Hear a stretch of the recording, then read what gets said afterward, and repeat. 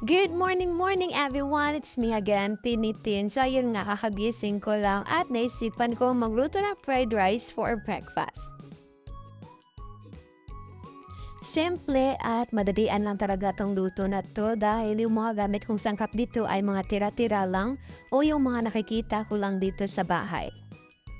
So ayun, meron tayong bawang, sibuyas, siling espada, sausage at kamatis. So ayun, painitin muna natin yung mantika as always para hindi dumikit ang ating lulutuin mamaya. Pagkatapos na uminit, ilagay na natin yung sibuyas, tsaka na rin yung bawang.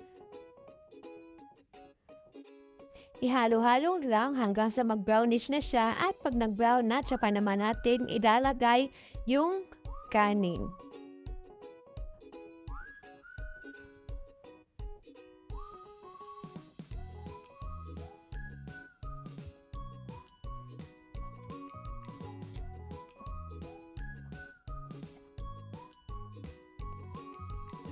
Tsaka ko na naman nilagay yung siling espada at kamatis. Actually, pwede nyo itong unahin, isasabay dun sa paggisa na sibuyas at ng bawang. Kaso yung sa akin, mas prefer ko dito kasi para medyo half-cook lang yung gulay.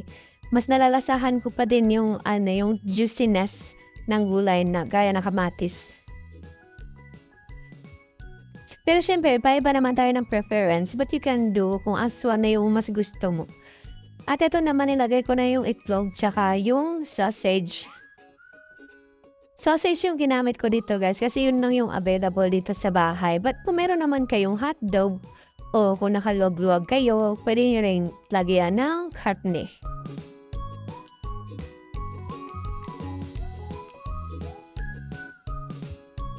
So yung lagyan ko lang ng konting magic sarap. Hindi ko inubos. Tsaka yung patis. White pepper. Actually, pwede rin talaga yung black pepper. Kasi wala kaming black pepper. Kaya white pepper na lang nilagay ko. Pwede, optional lang pala to siya guys. Hindi naman required na lalagyan mo siya ng black pepper. Kasi meron din naman kasing iba na medyo maselan din sa black pepper.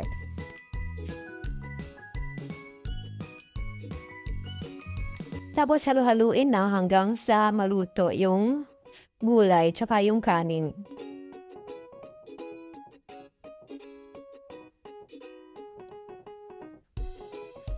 At ayan na, andito na luto na yung fried rice natin.